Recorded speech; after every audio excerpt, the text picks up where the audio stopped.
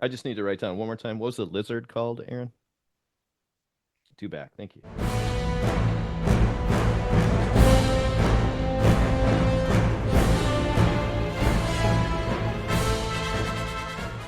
Welcome, everyone, to this BTB short, The State of Star Wars, where four self-professed Star Wars nerds talk about, you guessed it, Star Wars. My name is Matt Smith. I'm joined here by Aaron Lashbrook, Hello. Brian Larson, May the force be with you. and the T that's in BTB, Tim Larson. Good afternoon, good evening, or good night. Excellent. All right. Before we get started here, a couple things. We are part of the SPDM Podcast Network. You can check out our main podcast, the BTP Movie Club, along with a ton of other great podcasts wherever you listen and download your podcasts. This project is just a bunch of opinionated, we'll say, talking about Star Wars and what we think and the state of it in past, present, and future. And we would be remiss if we did not do a spoiler warning here. We will be talking about Star Wars past, present, and future. We'll talk about characters, plots, locations, etc., etc. So if you are one of the few people who have never seen a Star Wars, please note that this is your warning. Spoilers are ahead. All right. So first and foremost, introduce everybody. I already said their names. They already said hello, but is there anything else you'd like to say, Aaron Lash, Brooke? Yeah, I know that's the name on the screen, and that's what people always. You can just call me Aaron. That's fine. As far as introduce myself, as a Star Wars fan, lifelong. I know we'll get into specifics, but yeah, out of us here, I'm not sure about Matt, but I'm pretty sure I can say I have the most extensive action figure collection. Uh, um, don't ever refer to them as dolls. But yeah, I still have most. I might say all. That might be a slight lie, but like all my action figures from when I was a kid, I still have those, and I've continued to collect my whole life. So, as far as the group of us here, I think I'm the nerdiest. Try to beat me. I would agree Wow. with that. Big I would words. agree with that. Big words. All He right, has Brian. he has life-size action figures. Don't call them Yeah. dolls. Don't call them dolls. Well, now I'm gonna have to at some point. But Yep. you are right, Yeah. Aaron. I do not have any action figures. That was not my thing. So, Brian, anything you want to say? I have lived vicariously through Aaron in Star Wars a lot, watching him collect what he has and the stormtroopers, and actually went on a trip with him to gather a couple of the items at one point. So, uh, just always been a big fan of the genre, more movies than anything else, and the action figures when I was a kid. All right. And Tim Larson, anything you I'm want to say? impressed that you called me an within the first 60 seconds of this No, thing. I didn't just call that was you. just quick. That was it's a quick. collective term. I have seen all of these movies more times than anybody should, and I feel like in this group I may be the smallest Star Wars fan, which is a very weird thing for me to feel, because as you mentioned, pretty nerdy about it. So let's get this thing rolling. All right. All right. So I guess just sort of a quick question. Why did everybody agree to do this? Is it you just wanted to hear yourself talk? You want to hear other people talk? You want to show how nerdy you are, or you just were genuinely interested in spreading Star Wars love to the podverse? And that could be for anybody. A and C. I forget what they were now. I just said them. What did I Have to go say? back and listen. Yep, maybe the editing guy will repeat it for you. Yeah, maybe. I think you have a pretty good idea here. We get together and do the BTB movie club once a week. There's 7 or 8 of us talking about movies, but getting a smaller group of us to do a short run of, some kind of movie or a series, I think will be a fun thing for us to do. So, love Star Wars anyway, but I like the idea of us branching out a little bit in small group session. That's what I like about it, Excellent. and I somewhat enjoy talking to most of you guys. Fair. I like to hear myself talk. Yeah. The one honest man in the group, Brian I believe Larson. that was B? C. That's Was why. that B? Oh, it was C. That was C. Oh, okay. Okay. All right. Well, I'm glad you guys think it's a good idea. I hope we get some good stuff going on here. So I guess in this first episode, we're just gonna kind of do an intro here and talk about maybe our experiences with Star Wars. And so the first thing I think the easiest thing to talk about is when's the first time you actually saw something Star Wars? And I'll go first because I think I'm the youngest here. I was my first Star Wars experience. I watched Return of the Jedi on a VHS copied off of TV tape that my dad had made with the commercials and everything still in there. So I got to see all the commercial Nice. breaks edited for TV. I don't even remember what was different than the original now that I'm older, but that was my very, very first experience with Star Wars. When would you say that was, Matt? Because being that you taped it off TV, I'm just do you have any idea how old you So were? let's see. Return would have been what, 82, 81, 83. 82, 83. 83. So I want to say this is probably 87, 88, somewhere in there. I was born in 82. So just to give you guys an idea. So I'm gonna guess it was around 87 because I remember being pretty young. Um, but I do remember it. So So this Yeah, is go going ahead, back man. Sorry. through, trying to put a timeline together for myself, to talk about it, somewhat intelligently. Um, I think I didn't really watch anything until Empire Strikes Back, which I know, for you that's way early. I saw Empire Strikes Back in the theater, but as far as the timeline goes, it's like I know I had figures and stuff. Um, but I don't think I saw, because just trying to look up, one of my fondest memories of Star Wars, or I guess earliest memories of Star Wars that I believed, was watching it on TV when it was CBS, I believe, at the time.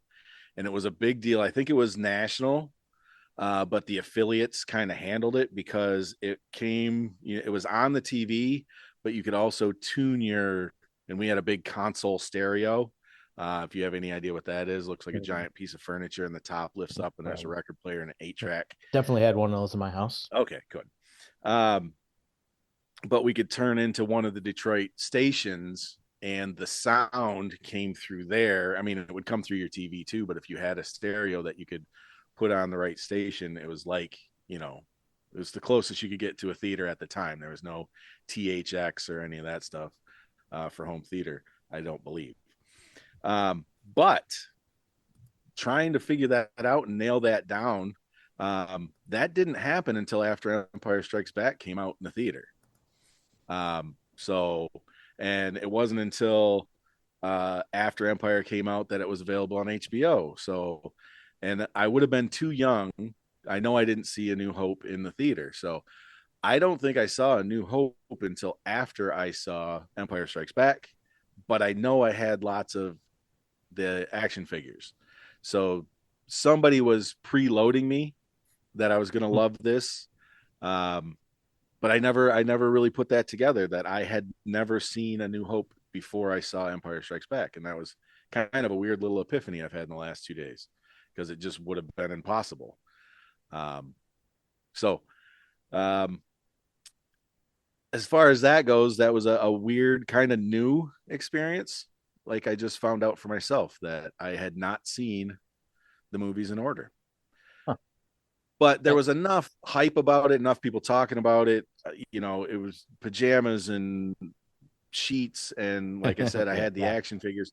I knew the gist of it somehow, even before Empire came out. But, so when Empire came out in 80, I would have been 6, and that's, I know I went to the theater. My dad took me. My dad had gone with my uncle, talking to him about it, to see Star Wars when it came out. So he took me to see Empire, Yeah, when I was it 6. it is a little weird that, it kind of killed for me. It killed the whole Empire Strikes Back thing because I had already watched Return of the Jedi.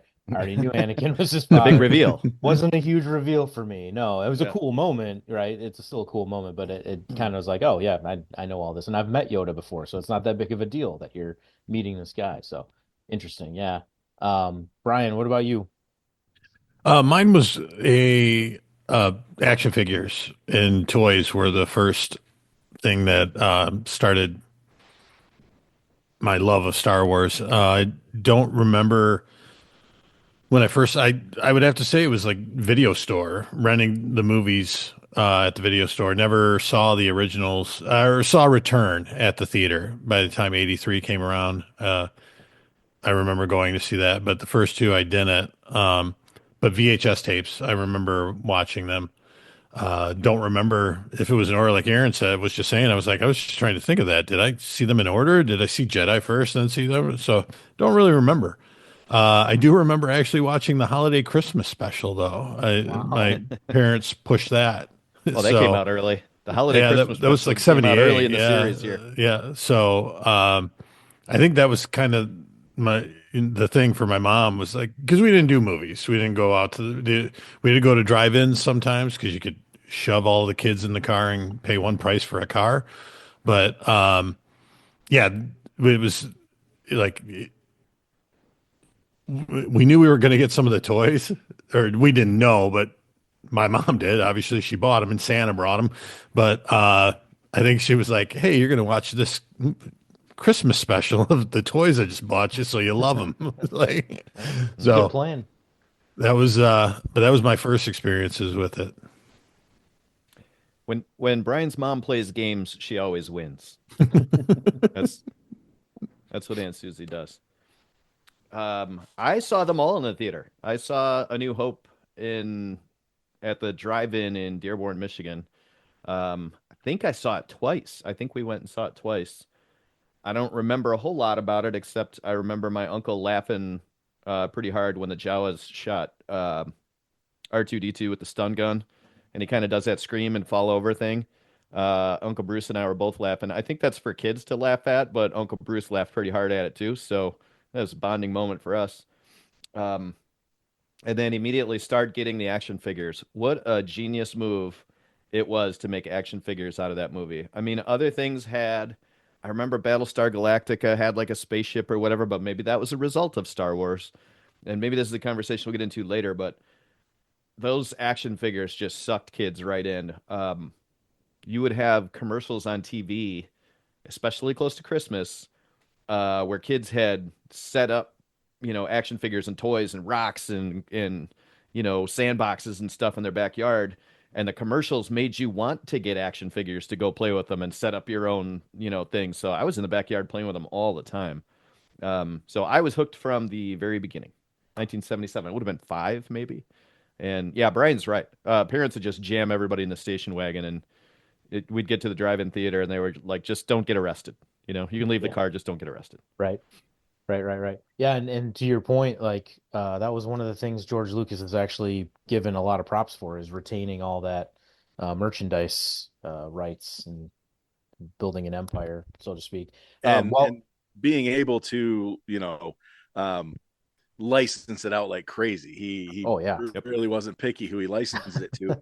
And I don't know, because like throughout the years, throughout the 4 decades of watching and listening and getting all I could of Star Wars, I don't know how much of a genius George Lucas is. Obviously the idea was his, but some of the main editing points, you find out later that his first wife had a lot to do with keeping him from making huge mistakes. Same thing with Kenner. I don't know how much they had to do with that 3 3/4 inch action figure.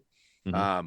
I never owned a GI Joe, and I'll call that a doll. The big like foot tall. Oh, the big doll tall that one. came with Yeah. all the accessories that would be like Barbie size. No interest in it ever, but there was just something about and like I said, I don't know if it was a Kenner thing, and they're like, "Hey, we got this idea," or if George Lucas had anything to do with it. Mm-hmm.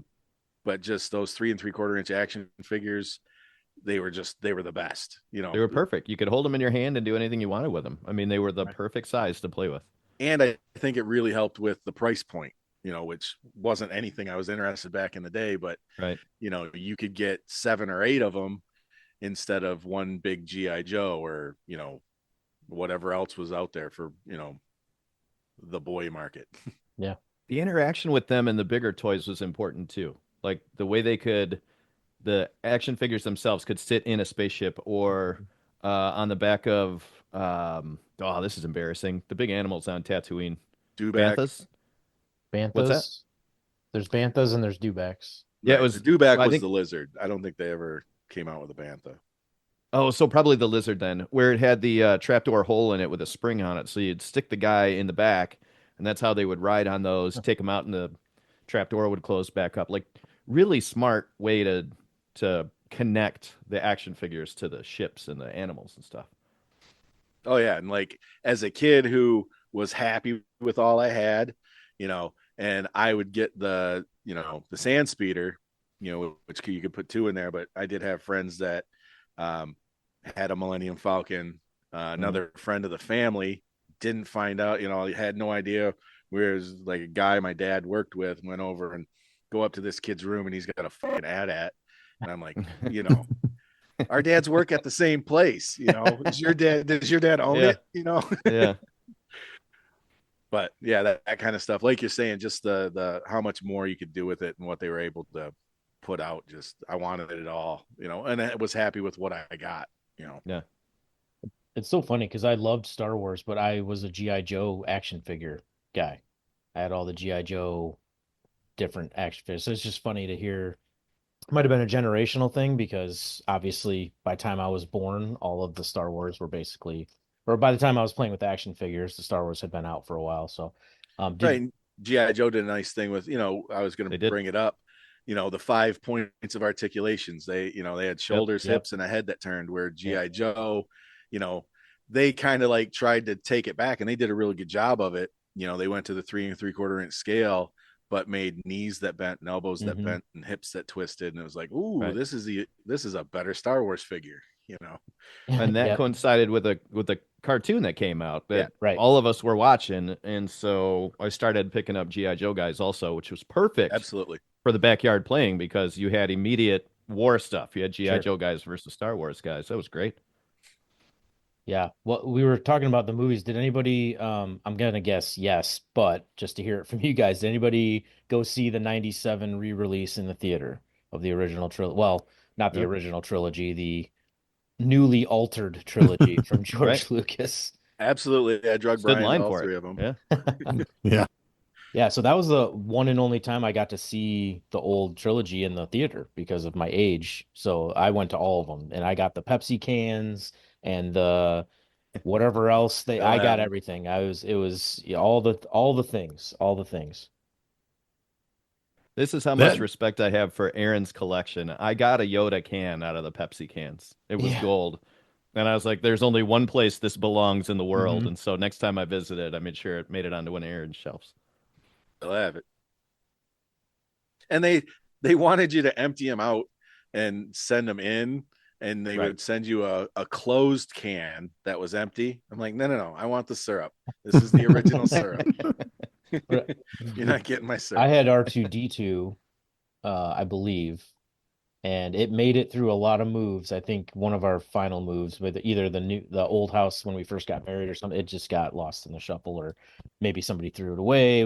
I don't have evidence of that, but there was an investigation. Well, she Jimmy threw it brought away, up. Matt. I wasn't gonna It's say it closed. on You're editing it, gold- so it's true. Yeah, I don't know if it has there. anything to do with the gold or the being that it was Pepsi, but I do have the gold Yoda can, and it did at one point in the display case that it's in spring a leak because you can see a little brown ring around the bottom, but it resealed itself. The Darth Maul Syrup, Mountain baby. Dew next to it is fine, and you would Yeah. think that Mountain Dew would be the one that would eat through the can, but it was that cola. So I guess the next question is we kind of already started talking about this organically, but what kind of made you fall in love with Star Wars? What was it that really grabbed you? If you can articulate that in a short amount of time. I know there might be a lot, but what kind of made you fall in love with Star Wars? What made it so appealing to you? I'll go. Sure. For me, it was the characters. Well, I didn't know. Nobody Yeah, was. no, you're fine. You're fine. Brian's, It was like a 5-minute pause there. Brian's giggling at me. just the characters. Probably, Empire Strikes Back. You got, for me, it was always the stormtroopers. Which is weird, but I think looking back on it, there's a lot of things that seemed to stand out at the time, like my love for Empire, and then because when Jedi came out, a lot of people disagreed with me because Jedi was the upswing, the upbeat at the end. But now it seems that more and more people have set back and thought about it, and they realize that Empire out of the original trilogy is by far the best. But like I said, for me, it was probably because it was the first one I saw at the theater. But Stormtroopers, Chewbacca, Darth Vader, in that order, lightsabers, a close fourth. But I don't, Luke, the humanoid or the human characters, they're not what did it for me. I was never a giant like Han Solo boy, or Luke was always kind of whiny.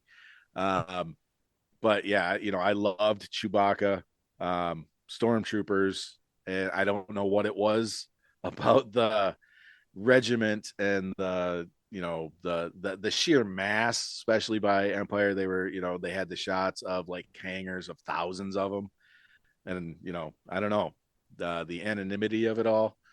Being a stormtrooper, I thought would just be awesome, and I never got into they couldn't hit anything. That didn't come up till later that they shot so bad. But yeah, I loved and now it's evolved into cosplay and costuming and stuff like that. But just it all seems so sweet. The armor, I don't know. Those were the things by far that Chewbacca was my favorite action figure. So that stood out, and it was those. I don't want to almost mysterious. I guess I'll throw mysterious at it. Things that weren't normal or regular or everyday. Yeah.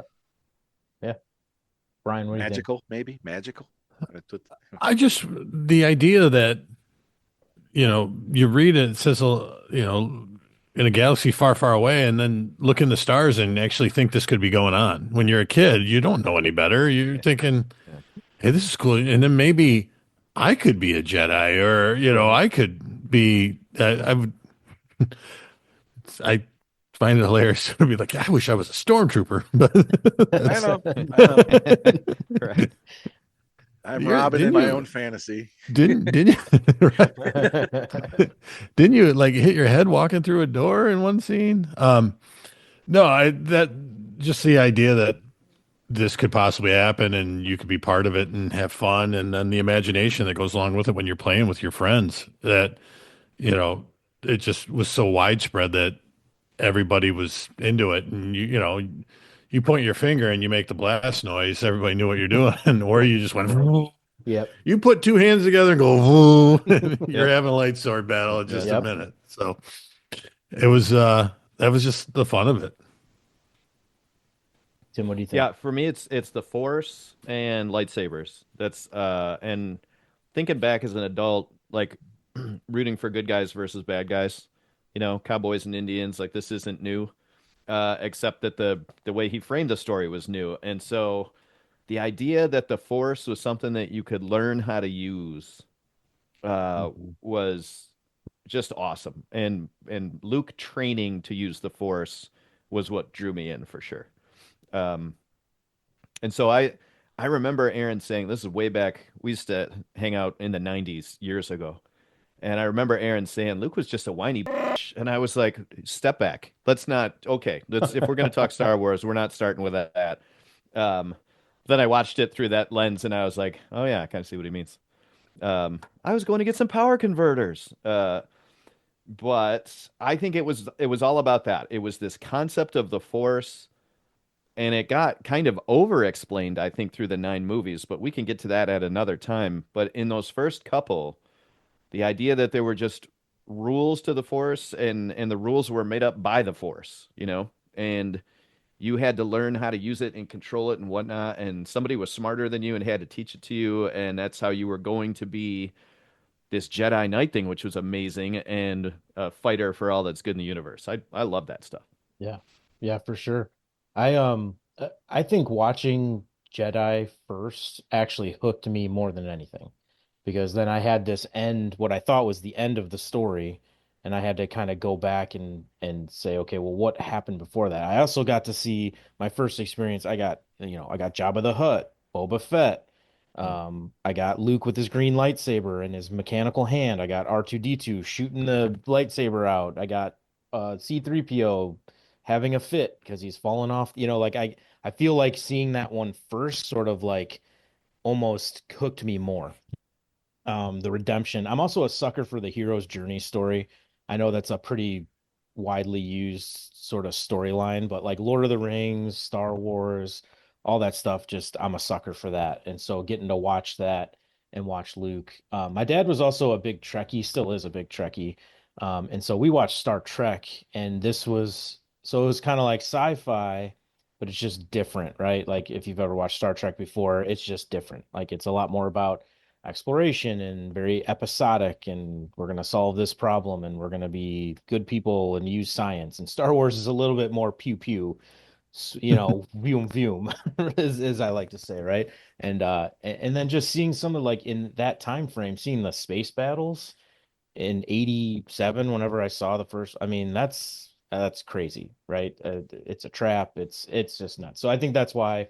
And I think shortly after that, um, whenever they sold the VHS set as a trilogy, I think very shortly after I saw it, I made my parents buy that for me because I was definitely hooked. So, yeah, it's a lot of childhood stuff, and so it sounds like what you guys are saying the same thing, right? It's a lot of just as a child getting your imagination going, fun things you could do, and pretend sort of you're in this other world that's possible. I like it. Um, and so I guess just to follow up with that and kind of close up this first episode here, why do we think that it's so endearing to so many? This Star Wars has as we all know, a rabid fandom, sometimes for better, sometimes for worse. Why do we think, is it the same reasons we're talking about? Or is there something else to it? Or have we already kind of encapsulated that with our sort of responses? I'll just throw that I out there. think I think we're scratching the surface. Honestly, I mean, we just talked about the three movies pretty much in action figures. There's so many characters and subplots, and I mean, Star Wars might have been the first entity to come up with arguments about canon and what is and isn't in Yep. canon, Yeah. and created the word canon. I still don't know what it is, but the fact that it became something that one kid liked so much that he would fight another kid over, Yep. when we were young. Yeah, I mean, somebody said something bad about Han Solo, then it's fighting words. And, we didn't even talk about Darth Vader. We didn't get into the dark side. We didn't get into any of the other stuff that has people up in arms or in love with that. We basically were just nostalgically talking about one, Luke being a bitch, and then enjoying the Force. So there's so much more to it, and anybody can find something that they enjoy out of it. For sure. Even, somebody who didn't watch the movies until the last three were coming out. Then they Right. can find something to like. Well, and going That's what I along was with gonna what say. Brian said, Go. um, anybody can find something that they like about it. um, Canon, all those different things that, for better for worse, I already brought it up. Did George Lucas do it on purpose? Did he mean it? Was he guided towards it? Like the whole idea of a trilogy. So you had every 3 years another group of 10-year-olds falling in love with it. So whatever your first movie was, whatever backstory you had coming into it, there was something there that was either refreshing, for new people watching it, or something new that they had never seen, or safe and secure. It's more about this story. It's more about this character that I love. I get to see more about him for those people who had seen the old one. So it kept the um, original people engaged and wanting more, and just kept hooking new people as it went along. And the more we talk about this, my kids who are in their 20s, their first movies were the second trilogy, and we can compare what I think and what they think, and Yep.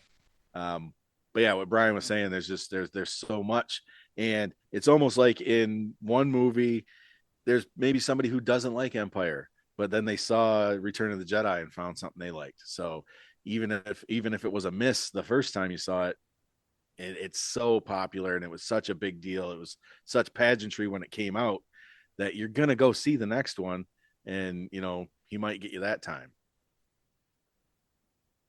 I think this is what Brian's saying a little bit. It's the accessibility of going to see those movies with an adult and a kid. Mm. They were made so that kids would enjoy them and they'd be entertaining for kids. They were also made to keep the interest of adults. And Lucas borrowed from a lot when he created this story, right? He put his original twist on it, but he borrowed from a lot. And you get that from Disney a lot. Disney's made to look like it's for kids, but Disney would always make sure there was something in there to keep adults' attention as well. And I wonder if he didn't kind of have that in mind. Like, however I'm going to do this, I need to make it so the whole family can go and enjoy it on their own sort of level, which is what Brian was saying there. I think that's the longevity thing. I think you got, I'm just remembering as a kid, so excited that the second movie was coming out. And even when it was called The Empire Strikes Back, I was freaking out. Like, oh shit, they blew up the Death Star, but now the Empire is coming back at us. What are we gonna do? You know, like I was nervous going into that movie just because of the fucking title. That's how good the marketing was for this stuff. And that I didn't really get the Han Solo Princess Leia love story going on because in 1980 let me do some math here, 7. But I think that drew the attention of other people. You know what I mean? So accessibility to different generations is probably, and also a pretty good story. That original trilogy is pretty Yep. good. Yeah. Yeah, no, I agree with everything you guys are saying. I was also going to add to your point, Brian and Tim made it too. Just everybody can find something. I think, in the late 70s, early 80s, a strong female character like Princess Leia, I'm sure appealed to many. And then they kind of continued that with the other trilogies as well, just having that.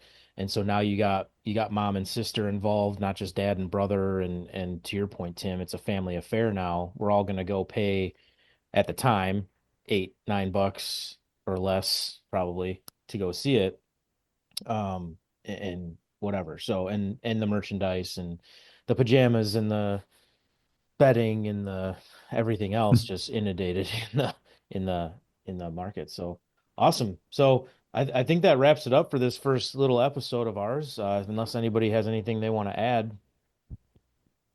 I just need to write down one more time. What was the lizard called, Aaron? Dewback. Dewback. Thank you. Do back. Yeah. All right, guys. And Matt, what did you call Tim? I don't remember. I don't Okay. recall. I don't recall anything of that nature. I don't think that happened. Anyway, so thanks everybody for playing along. We are a BTB short, the state of Star Wars. Don't forget, we are part of the SPDM podcasting network. You can check out that main cast, BTB Movie Club, wherever you get your podcasts. Thanks for playing along. Look forward to seeing you in the next one.